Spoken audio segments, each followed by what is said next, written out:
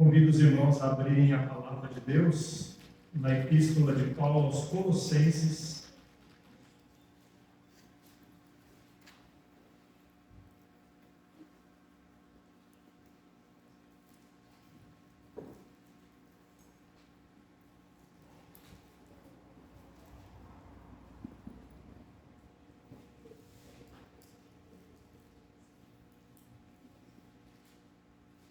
Com a permissão de Deus, nós vamos dar início a uma série de pregações, uma série de sermões baseado nessa epístola do apóstolo Colossenses. E o título dessa série de pregações é Cristo acima de tudo. Cristo acima de tudo. E o primeiro sermão que nós vamos estar fazendo é intitulado O Fruto do Evangelho, dos versículos 1 até o versículo 14. E eu queria dizer para os irmãos que estamos numa era de informação, todos sabem disso, isso não é novidade para ninguém. É até assustador saber de quão longe foi a era da informação e as inteligências artificiais que estão por aí dominando e a perspectiva de que essa inteligência está dominando todas as áreas e há perigos e há cogitações de que isso pode até atrapalhar a humanidade, ao invés de ajudar a humanidade. Mas a busca por informação é algo que está no ser humano desde que ele foi criado. Eva, lá no jardim, ela foi tentada porque ela queria saber de coisas, não é interessante?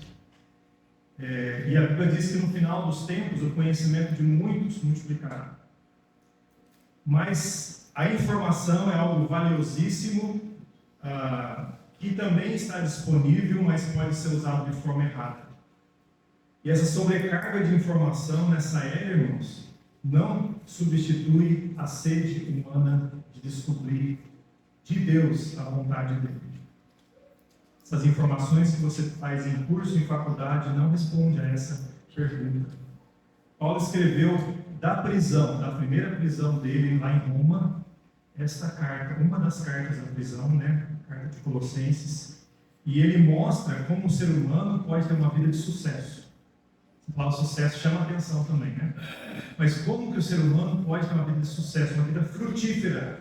Ele fala do segredo para uma vida frutífera, que é a transformação real vinda do Evangelho. Essa transformação é fundamentada em Jesus Cristo, o Senhor Jesus Cristo. E esta epístola, ela fala de Jesus Cristo. A mensagem principal é Jesus acima de tudo e de todos. Eu queria que os irmãos pensassem na ideia de uma árvore frutífera. Eu gosto de frutas. E se eu tiver que escolher entre plantar uma árvore num espaço, eu prefiro uma que dê fruta, de uma fruta que eu gosto. Eu gosto pela beleza também, mas se puder unir as duas coisas é melhor ainda. E Deus nos fez para sermos frutíferos. A árvore, ela não faz força para poder dar frutos. Ela não fica lá todo dia de manhã. Você não ouve gemidos da árvore. Por que ela dá frutos? Ela dá frutos porque ela permanece conectada na raiz.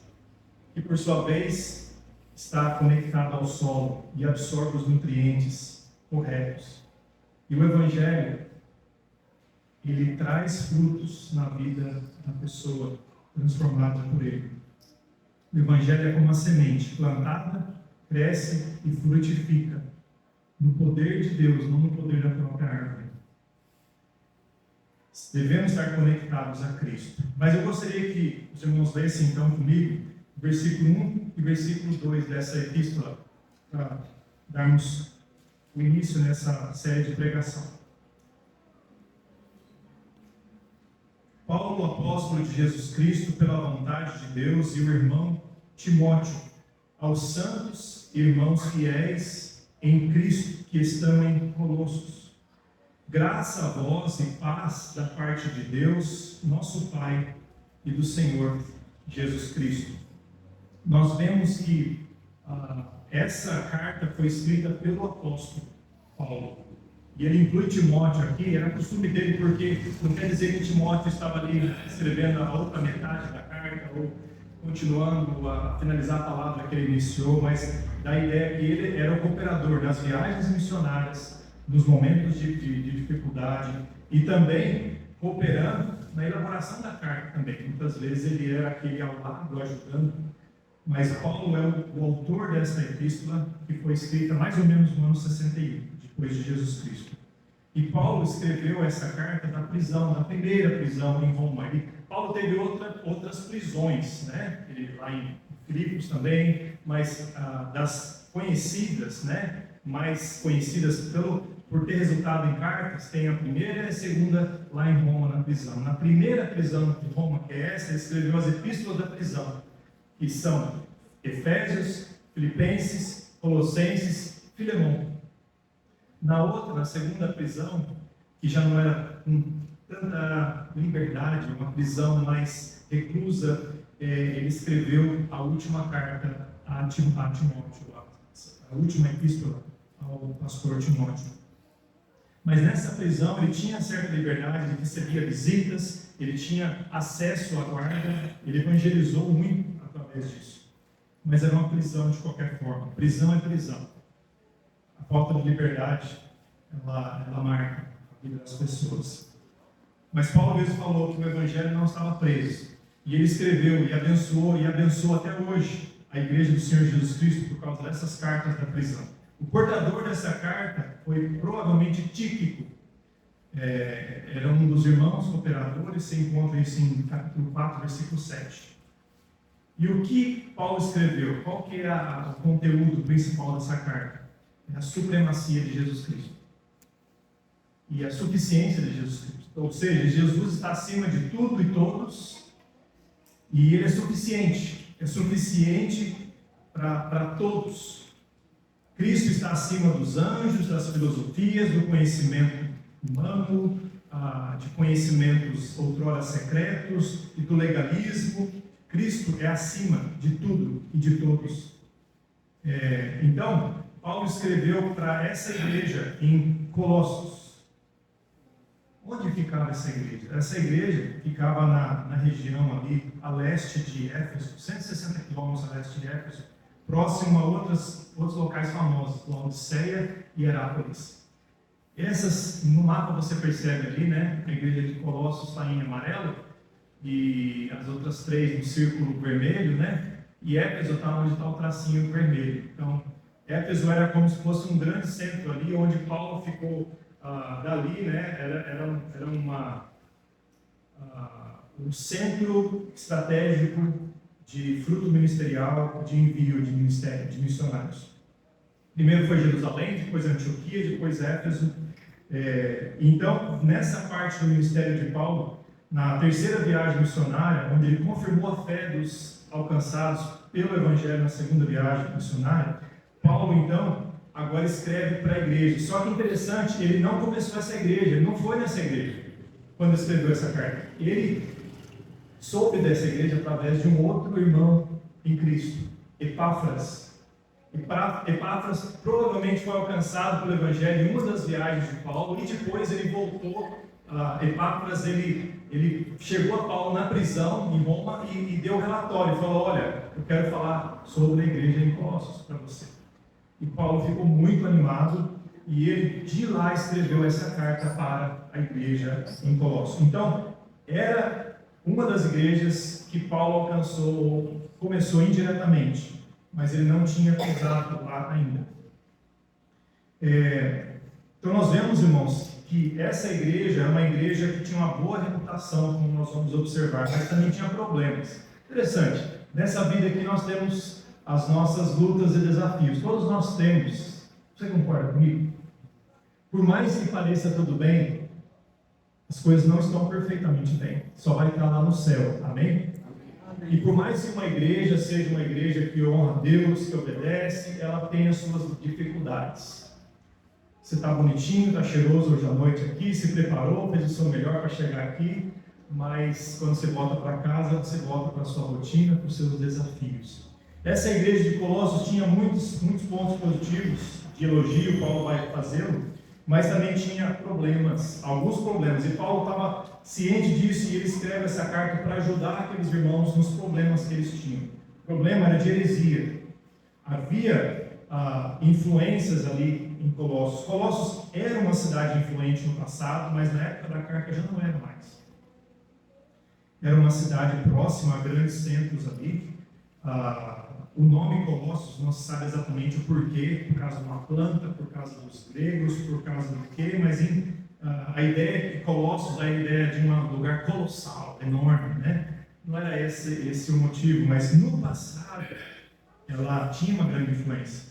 Mas o importante é que tinha uma igreja lá, e essa igreja tinha problemas, e Paulo queria escrever para adressar a esses problemas. Uma das heresias, né, a heresia era basicamente, irmãos, era um erro sincretista. Eles misturavam crenças dos judeus com filosofia dos gregos e misticismo do Oriente. Então colocava tudo na panela e saía alguma coisa. E dessa coisa saíam os desafios que a igreja de Colossos enfrentava. Então eles estavam lidando com culto aos anjos.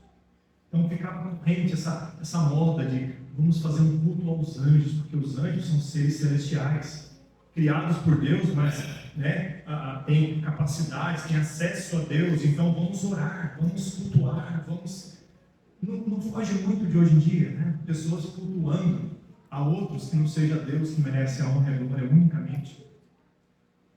Hoje em dia se cultuando a pessoas piedosas do passado, ou até seres humanos de renome, mas naquela época os anjos eram cultuados e buscados, e as pessoas tinham uma fama de espirituais, se fizessem isso. Então Paulo fala sobre isso, contra isso. Legalismo judaico, eles exigiam a guarda de rituais alimentares. Você pode comer isso, não pode comer aquilo, pode beber isso, não pode beber aquilo. Dia tal você não pode fazer isso. No sábado, não, você não pode fazer nada. E aí vai. Regrinhas e regrinhas, legalismos. E os crentes aprenderam com o Evangelho que é só Jesus, só Jesus. Não é Jesus mais a obediência da lei, Jesus mais uma aparência de espiritualidade. É só Jesus. E agora Paulo fala, vamos combater essa heresia de legalismo judaico. Outra coisa, ascetismo rígido. Isso veio dos gregos. A ideia de que o corpo, o material, é errado. Tudo que vem do corpo é pecado, é errado. E isso influencia até os cristãos de hoje em dia. Nós sabemos que a carne é fraca, não é verdade, irmãos? Nós temos uma luta do espírito contra a carne, isso é verdade. Mas Deus criou o nosso corpo. O campo material foi criado por Deus, para honrar a Deus. E vai ter um dia que as matérias, a criação vai se render a Deus. Deus vai recriar o universo, uma nova terra. E isso tudo vai se render a Deus. Por que era perigoso isso? Porque as pessoas falavam, o corpo não tem mais jeito, então vamos fazer com o corpo que a gente quiser. Vamos viver em pecado, vamos beber, vamos comer, porque amanhã morreremos. Já viu essa ideia com a filosofia dos gregos? Comamos, bebamos, porque amanhã vamos morrer. Quer dizer o quê? Tá aberto, não tem mais jeito, então aproveita. Essa filosofia parece piedosa, mas ela abre porteiras, abre porta para a libertinagem, para a carnalidade. Para achar que Deus não tem influência sobre o nosso corpo. E a Bíblia fala que Deus, quando salva a alma e o corpo. O nosso corpo é de Cristo. Nós não somos escravos das nossas paixões mais. Nós devemos render a nossa vida para Jesus e usar o nosso corpo para glorificar o nosso Salvador. Amém, irmãos? Devemos fazê-lo isso não só na mente, mas com as nossas ações. Aquele que roubava, agora trabalhe com as mãos para ter e ajudar o necessitado. Dá para perceber? Então Paulo vai contra essa ideia. E outra, esse problema, essa teoria errada, nega a encarnação de Jesus. Se o corpo é mau, então o Filho de Deus veio encarnado. Olha que escolha horrível. Não foi, irmãos. Jesus Cristo veio para nos representar. Ele se tornou um de nós para nos representar e morrer por nós. Jesus era como nós, mas sem pecado. Jesus é prova de que o corpo pode ser usado para a honra e glória do Senhor. E Jesus usou o seu corpo, a sua vida, para se dar a nosso favor. Paulo, ele ensina contra. E outra heresia é o falso conhecimento. gnosticismo, né? A gnose incipiente, quer dizer, afirmar que Cristo não basta e que o homem precisa de uma sabedoria humana. Existem verdades que poucas pessoas sabem e você tem que descobrir essas verdades. São segredos ali, né?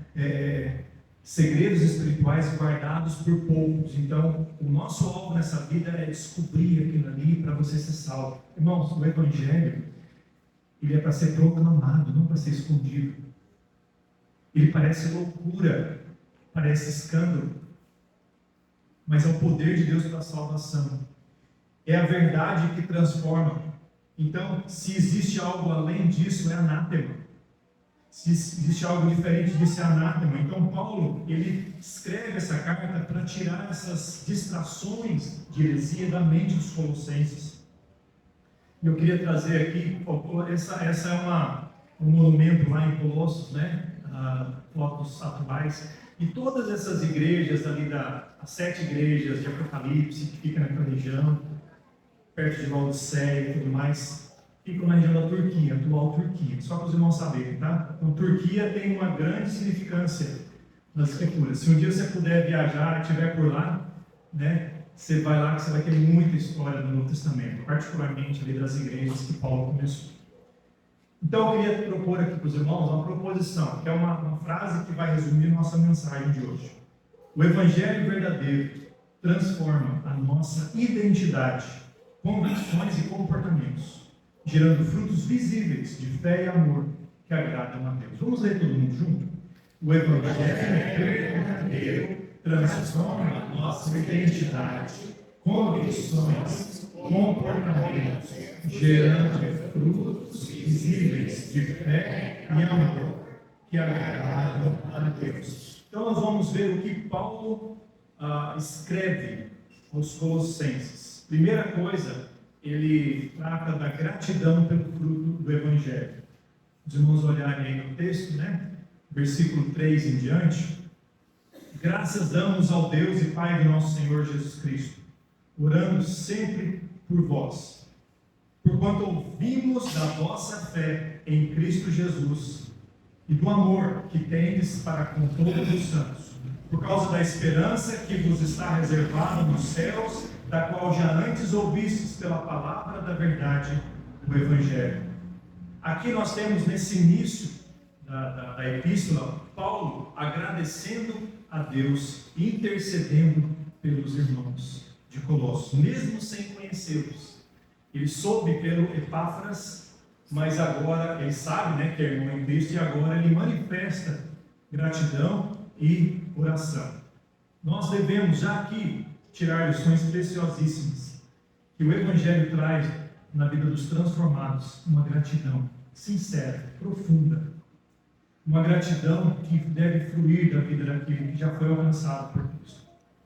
Paulo agradecia esses irmãos que ele nem conhecia, porque ele sabia que o Evangelho tinha alcançado e transformado a vida daquelas pessoas. E como que Paulo pode ter certeza? Primeiro, porque ele ouviu de um irmão de confiança. Segundo, porque isso não era só opinião do irmão de confiança, mas porque era fama notória. O Evangelho, irmãos, transforma vidas a ponto de não ter como esconder mais. Assim como o pecado não tem como esconder, uma hora ou outra vai descobrir. O Evangelho não tem como se esconder. A transformação que o Evangelho faz na vida de uma pessoa é tão evidente, é tão clara, que não tem como você forjar, não tem como imitar. É o poder de Deus na vida da pessoa. Então Paulo dá graças a Deus. Ele ora pelas essas pessoas. E ele dá graça pela reputação, pela fé e obediência notáveis, né? Porquanto ouvimos, olha para você ver, a fama, né? Ouvimos a vossa fé em Cristo Jesus. Então a fé na pessoa de Jesus, não era fé nos anjos, fé na filosofia. Que tendes para com todos os santos. O amor que eles tinham para com todos os santos. Então você vê, irmãos, que o Evangelho transformou de forma vertical e horizontal. Vertical porque eles criam em Jesus. E horizontal porque isso afetava a comunhão, o relacionamento deles com as pessoas. Eles amavam os irmãos em Cristo. O Evangelho causa isso nas pessoas, irmãos. transforma o nosso coração de pedra em um coração de carne. Você começa a se alegrar com os que se alegram, chorar com os que choram, que a dor do seu irmão te incomoda, a ponto de você falar: o que eu faço? Enquanto o mundo é egoísta, preocupado consigo, o Evangelho nos torna altruísta, o Evangelho nos torna sensíveis ao meu próximo, ao meu irmão, porque ele é parte do meu corpo. Então Paulo ficou alegre e agradeceu porque esses irmãos de fato eram irmãos salvos, eram pessoas regeneradas, pessoas transformadas. E esses irmãos também tinham a esperança que está reservada nos céus. Interessante que essa tríade, fé, amor e esperança, você encontra em outro lugar na Bíblia. No capítulo do amor, qual que é? 1 Coríntios 13. Você não consegue forjar fé, não consegue forjar esperança, não consegue forjar amor. O amor que eu estou falando não é um amor romântico das musiquinhas aí, de seja lá qual estilo que for. Eu estou falando do amor genuíno, um amor que replica o amor de Deus. O amor ágape. Os cristãos verdadeiros, transformados pelo Evangelho, eles têm frutos que são evidentes por qualquer um que observa e até quem só ouve, nem observa, mas ouve, como Paulo. Paulo não conseguiu ver, mas ele ouviu da transformação na vida dessas pessoas. Versículo 6. Que já chegou a vós, como também está em todo o mundo. O Evangelho chegou a eles e está indo, né? E já vai frutificando, como também entre vós, desde o dia em que ouvistes e conhecestes a graça de Deus em verdade. É isso que o Evangelho faz, irmãos. Quando ele é proclamado fielmente, faz a obra. A nossa preocupação deve ser sempre proclamar fielmente e claramente. Então Paulo, ele ficou feliz porque repercutiu da forma que deveria o Evangelho. Versículo 7. Como aprendestes de Epáfras, nosso amado conservo, que para vós é um fiel ministro de Cristo, o qual nos declarou também o vosso amor no Espírito. Epáfras era muita coisa. Epáfras, ele só aparece, o nome Epáfras aparece 3 vezes no Novo Testamento. Interessante. 2 em Colossenses e 1 em Filemão. Colossenses 1:7, que acabamos de ler, 4:12 e Filemão 1:23. Olha para você ver o que nós podemos aprender desse homem só nesses versículos. Primeiro, que ele era um amado conservo, era alguém que era companheiro de Paulo. Paulo era um servo de Deus, ele era um conservo. Segundo, que ele era fiel ministro. Era conservo de Paulo, mas era fiel ministro para os irmãos de Colossos. Ou seja, ele era um ministro, ele era um homem leigo, a Bíblia não chama ele de presbítero, de pastor, de nada, em nenhum momento, mas chama ele de um irmão que cuidava, que ajudava. Provavelmente foi ele que levou o Evangelho para os Colossenses e que edificou os Colossenses para eles chegarem nesse ponto de maturidade. Isso quer dizer, irmãos, que você, ou que Epáfras, ele tinha uma vida que podia ser replicada. Quando você evangeliza alguém, você faz discípulo de Jesus. Mas é inevitável que essa pessoa vai olhar para você. Paulo fala, 1 Coríntios 11:1, 1 Coríntios 11:1, que diz lá: sede meus imitadores, como também eu de Cristo. Por isso que nós devemos andar de forma digna, porque as pessoas olham para a gente. Nós não somos perfeitos, mas as pessoas vão ver que quando a gente está andando, está bem com Deus, é porque a gente está imitando Jesus. Quando a gente está andando errado, é porque a gente está fazendo por conta própria. A gente está seguindo nossa própria carne. Paulo fala: sede meus imitadores, como também eu de Cristo. Então, quando eu estou andando com Cristo, me imita. Então, Epáfras era um exemplo de pessoa, porque esses convertidos de Colossenses estavam fazendo o que Epáfras fazia também. Ele tinha uma vida de fidelidade para com o ministério. Colossenses 4:12 diz: saúda-vos Epáfras, que é um dos vossos, servo de Cristo, combatendo sempre por vós em orações. Ele era um intercessor, era um homem que orava.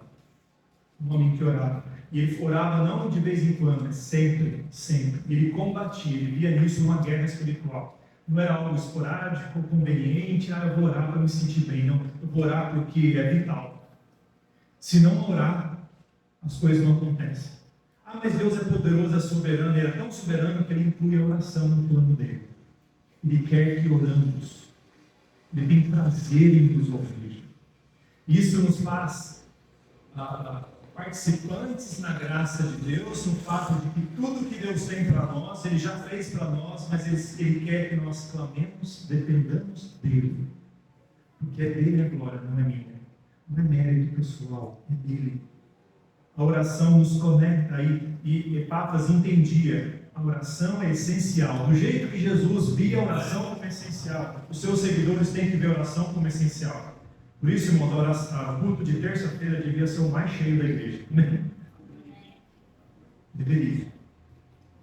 Filemão 1,23 diz: saúdam-te, Epáfras, meu companheiro de prisão por Cristo Jesus. Alguns dizem que esse homem também ficou preso com Paulo em algum momento. Não se sabe foi quando ele foi visitar em Roma ou foi em outra ocasião, se encontraram em alguma prisão por aí. Então, os seguidores de Cristo tinham uma certa história em prisão, né? Interessante. Hoje em dia não acontece tanto. Mas você via que os discípulos de Jesus eram assim. Então, aqui nós aprendemos um pouco a respeito da gratidão. A gratidão pelo fruto do Evangelho. Paulo, irmãos, era grato pela igreja de Colossos. Que igreja madura, né? Agora nós vemos a petição que Paulo faz. Então Paulo também é um intercessor, ele pede o quê? Ele pede o quê para essa igreja? Vamos ver o versículo 9. Por essa razão também, nós também, desde o dia em que o ouvimos, não cessamos de orar por vós, de pedir que sejais cheios do conhecimento da sua vontade, em toda a sabedoria e inteligência espiritual. Você percebeu o motivo de oração de Paulo para com os colossenses? Não é errado pedir para Deus curar, para Deus nos restabelecer, para Deus nos fortalecer emocionalmente. O errado é ficar só nisso. E infelizmente, no cristão moderno, você vê pela quantidade de tempo de oração e motivos de oração, que muitas vezes é só isso. Deus tem tanto poder, irmãos, que isso aí não é nada para Ele. Deus pode curar o enfermo. Ele faz conforme a vontade dEle. Mas Ele quer curar o ser humano por completo. Não só o físico. Curar a alma, curar as emoções, curar o espírito. Fazer com que aquela pessoa se torne uma pessoa que anda na vontade dEle e agrade a Ele seja a semelhança de Cristo. Então, a oração de Paulo, olha para você vermos o motivo, para que sejais cheios do conhecimento da sua vontade, em toda a sabedoria e inteligência espiritual. Interessante, né, irmãos? Por que Paulo pede isso? Porque ele percebeu o valor disso. Isso aqui, irmãos, era preciosíssimo, é preciosíssimo. Então, nós vemos a petição por discernimento espiritual. Por quê? Se os irmãos de Colossos recebem esse discernimento espiritual, eles estão vacinados contra as mentiras, contra os dardos de Satanás. Hoje em dia tem muita teologia por aí, irmãos. Teologia fajuta, teologia humanista, que o homem está no centro de tudo, e Deus é deixado de lado. Deus é o acessório, Deus é o servo, Deus é quem me faz feliz. Deus é mais um item no meu bolso, ou na minha mochila. Então, você precisa de uma religião, porque é para manter o equilíbrio. Equilíbrio, nós precisamos de Cristo acima de tudo e todos. O Evangelho, irmãos, é justamente isso. Somos perdidos em nossos delitos e pecados, e Cristo morreu por nós, sendo nós ainda pecadores. Não há esperança para o homem nas filosofias, nas ciências, na história, na política. Se tivesse alguma coisa boa, já teria surgido ao longo desses milênios. O que transforma o homem é o poder de Deus. É o Evangelho, é a mensagem que é loucura para alguns, é escândalo para outros. E é por isso, por esse Evangelho que Paulo deu a vida, que Jesus Cristo abriu o campo e Paulo deu a vida. Epáfras, esses homens, eles sofreram para proclamar. Paulo orou para que esses irmãos tivessem conhecimento da vontade de Deus. conhecimento da vontade de Deus. O propósito e o poder desse discernimento espiritual, versículos 10 e 11. Para que possais andar dignamente diante do Senhor, agradando-lhe em tudo, frutificando em toda boa obra, crescendo no conhecimento de Deus, fortalecidos em todo o poder, segundo a força da sua glória, com toda paciência e longanimidade, com gozo. Então, qual que é o propósito deles ganharem aquilo, de receberem o que Paulo está pedindo para eles, deles terem discernimento espiritual? Uma vida transformada. Ter convicções transformadas, comportamentos transformados. Quando Cristo habita na pessoa, as coisas mudam de verdade. Não é aparente, mas é genuíno, é visível, é claro, não tem como esconder. Paulo não pede discernimento para acumularem conhecimento na cabeça. Hoje de manhã nós falamos na escola bíblica, como que é maravilhosa a escola bíblica dominical, né? A palavra de Deus é rica. Falamos sobre reis, e como que o reino de Israel estava unido com Davi. Depois, a partir de Salomão, ainda estava unido, mas depois começou a ficar dividido. E que Salomão, o homem mais sábio que já existiu abaixo de Jesus Cristo, ele errou feio. Isso quer dizer que a sabedoria não te torna imune ao pecado. Ele era sábio enquanto ele foi obediente, fiel e obediente, Deus abençoou, mas quando ele se tomou decisões ímpias, a sabedoria não valeu de nada. No final de Eclesiastes, ele, já velho, ele escreve que tudo é vaidade. Tudo é vaidade. Ele tinha tudo que o dinheiro podia comprar, tudo que o prazer podia oferecer, tudo que o poder podia também oferecer. Salomão experimentou tudo isso e ele chegou à conclusão: tudo é vaidade. Sem Deus é vaidade.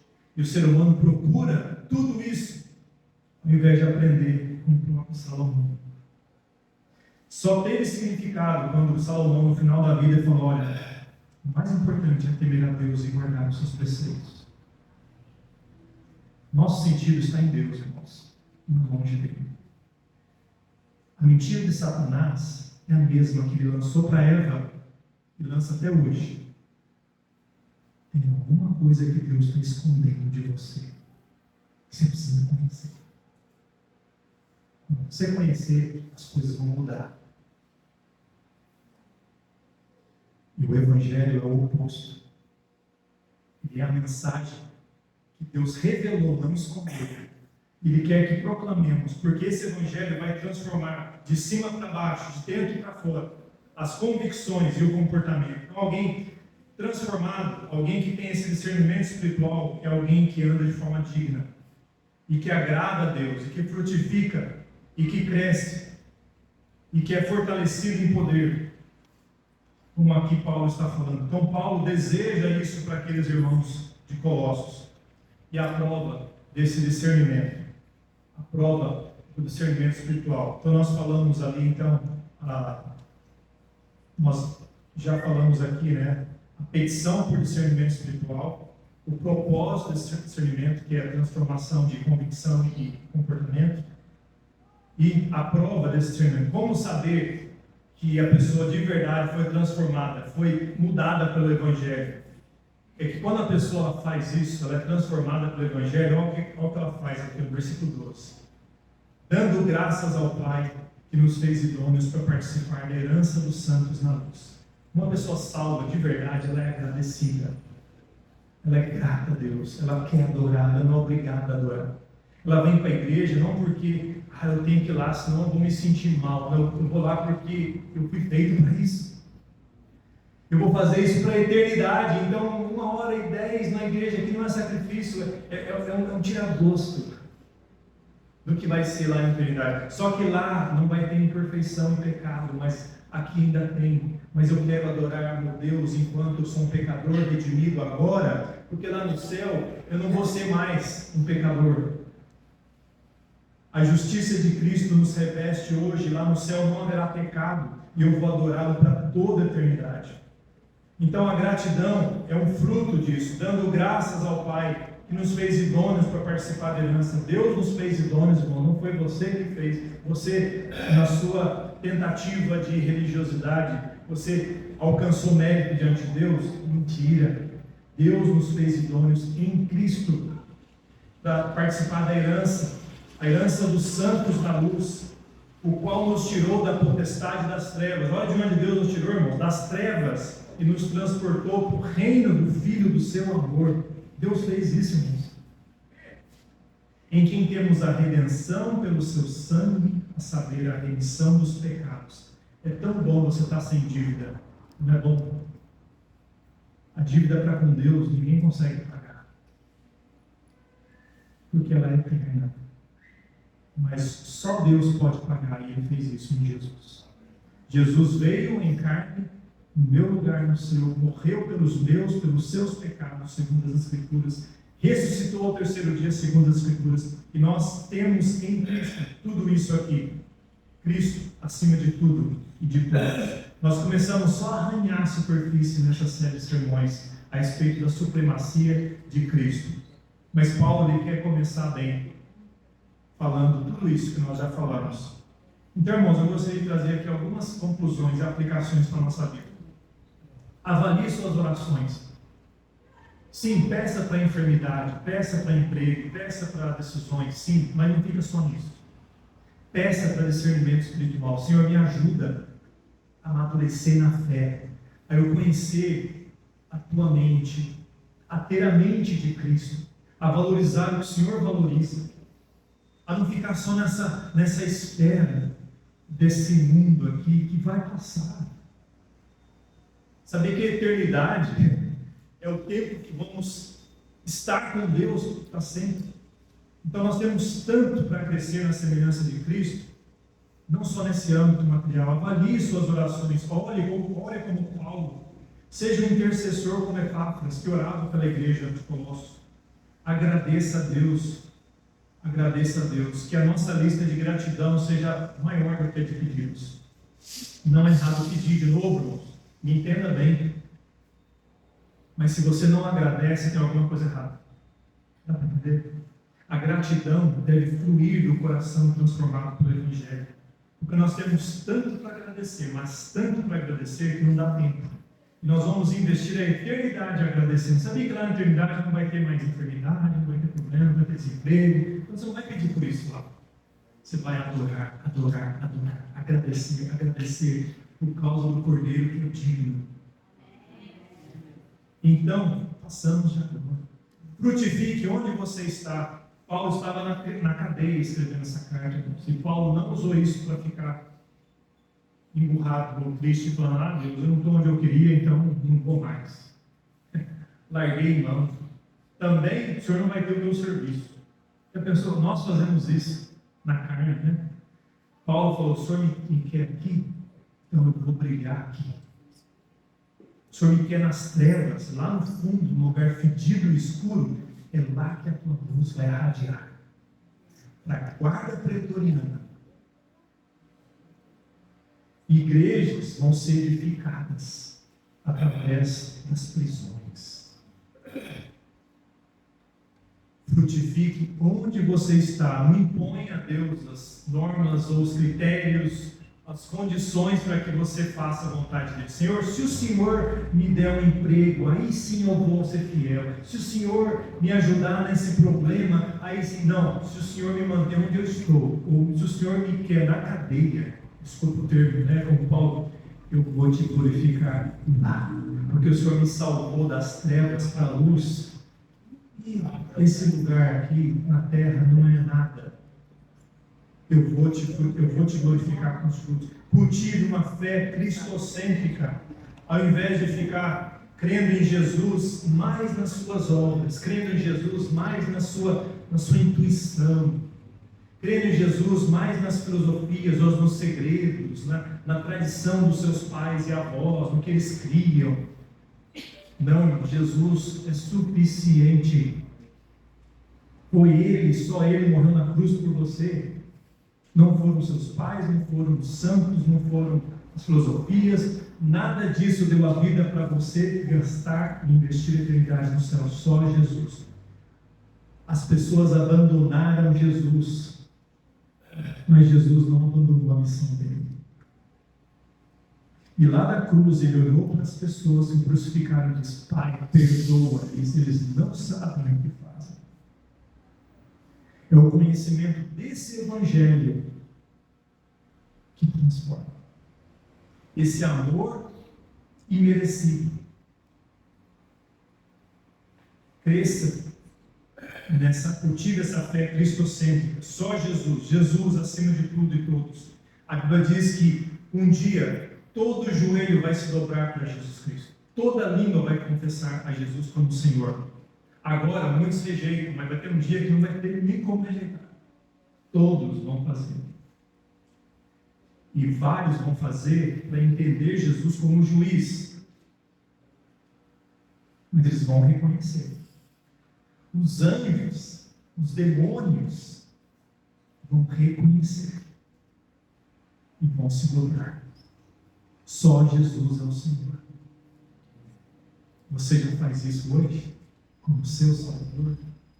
Cresça na palavra e na oração. Invista tempo naquilo que vale a pena de verdade. Eu não estou dizendo, irmãos, que o nosso emprego, profissão, educação não é importante. São importantes. O cristão deve ser o melhor profissional que tem. Se é um cozinheiro, ele tem que ser aquele do chapéu mais alto. Sabe aquele chapéu branco? Sabe? Você vê aquele branco, tinha que ser o mais alto. Se você vai tirar notas na escola, não seja medíocre, faça o melhor para tirar 10, faça o melhor aluno da classe. Mas na hora que você receber o diploma, você vai render aos pés de Cristo. Ele merece. Eu estou fazendo isso, Senhor, não por meu egoísmo, mas para que as pessoas olhem Cristo em mim. Eu quero honrar e glorificar aquele que deu o melhor para mim. Isso aqui não é nada. Mas você não sacrifique essas coisas, esses alvos humanos, pela sua dedicação ao Salvador e à sua igreja local aqui na terra. E por gratidão que você vai fazer isso, não é porque eu posso falar, porque você quer adorar o seu Salvador. Cristo é o cabeça da igreja, Cristo é o cabeça do mundo, da criação. Proclame fielmente o Evangelho às pessoas, seja como Epáfras. Epáfras não queria ser conhecido, ele só apareceu em 3 versículos, mas olha que impacto, uma igreja começada. Na verdade, as igrejas de Laodiceia e Herápolis, alguns comentaristas dizem que ele também foi responsável pelo início dessas igrejas. Seja alguém que não se importa de ser anônimo. Se for conhecido, não é errado também, mas você não busca isso. Buscamos agradar a Deus. Ame os irmãos de verdade. Irmãos, um dos sinais da vida do cristão genuíno, salvo pelo Evangelho, é que ele tem um amor genuíno pelas pessoas. Ele ama não porque é conveniente, que ele vai ganhar alguma coisinha em troca. Ele ama pelo contrário, porque ele sabe que não vai ganhar nada em troca daquela pessoa. Aí que ele vai amar mesmo, porque ele fala: ele não tem como me pagar. Eu vou amar, porque é isso que Jesus fez comigo. Eu não tenho como pagar o amor de Jesus, e ele morreu por mim. Então, esse amor que nos constrange deve ser o amor que nos move no dia a dia. E última coisa, discipule fielmente. Epáfras era um homem que discipulava fielmente. Sabe por quê, irmãos? Ele é um ministro que levou a palavra a Colossos. E essa igreja era como um centro de treinamento de homens e mulheres comuns, que replicavam fielmente o ensino bíblico, a ponto da fama deles estar corrente. As pessoas sabiam da fama desses cristãos como homens fiéis. E o ensino bíblico tinha alcançado esferas de influências, onde não existia, ou quando não existia mídia social, as pessoas já falavam dessa igreja. Então eu queria que você baixasse sua cabeça, fechasse seus olhos. Cristo acima de tudo. Nós vamos falar muito mais sobre Jesus, que merece a honra e a glória. Eu queria que você orasse comigo. Senhor, obrigado pela tua santa palavra. Trabalhe nos corações aqui, Pai. Se tem alguém que não teve uma fé genuína somente em Jesus como seu Salvador, que hoje seja o dia de crer nele. Se tem alguém aqui que está acreditando na tradição, na fé dos pais, dos avós, nas filosofias, adorando a outros seres, mesmo que sejam seres celestiais, anjos ou santos, homens ou mulheres do passado, que venham abandonar tudo isso, porque só Jesus merece a nossa fé, nossa adoração, devoção, nossa oração. Nesse momento, Jesus seja reconhecido como Salvador e Senhor. Trabalhe nos corações, em nome de Jesus. Olhos fechados e cabeça baixa. Esse momento é um momento de apelo. E para que eu faço isso, irmãos? Eu não quero manipular você emocionalmente, mas eu quero te dar uma oportunidade de manifestar publicamente a fé genuína em Cristo. O Evangelho não é de autônomos, uma coisa íntima e secreta. Irmãos, o Evangelho transforma de forma que todo mundo fica sabendo. Então, se Jesus Cristo falou com você, se a palavra de Deus falou no seu coração, para você se arrepender e crer em Jesus como seu Salvador, você pode falar, pastor, Deus falou comigo. Eu creio em Jesus como meu Salvador. Só vamos só mão.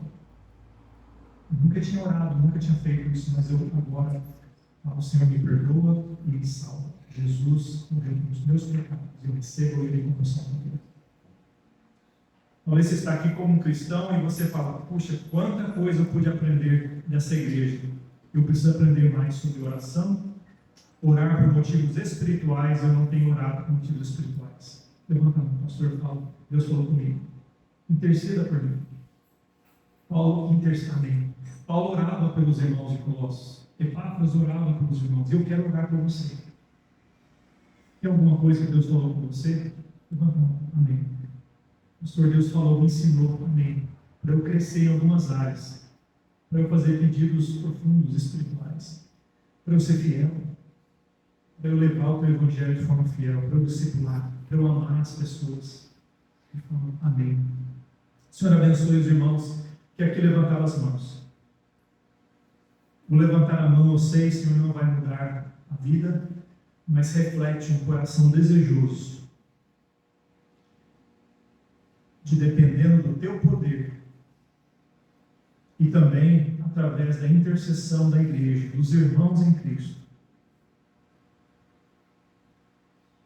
nos quais nós fomos projetados para viver em união, em intercessão, em edificação. Damos que esses irmãos também venham ter esse desejo almejados, alcançados. Maturidade, fé, obediência, fidelidade, amor. Ajuda no Senhor. E supra as necessidades espirituais e materiais de cada um aqui hoje. Em nome de Jesus. Amém.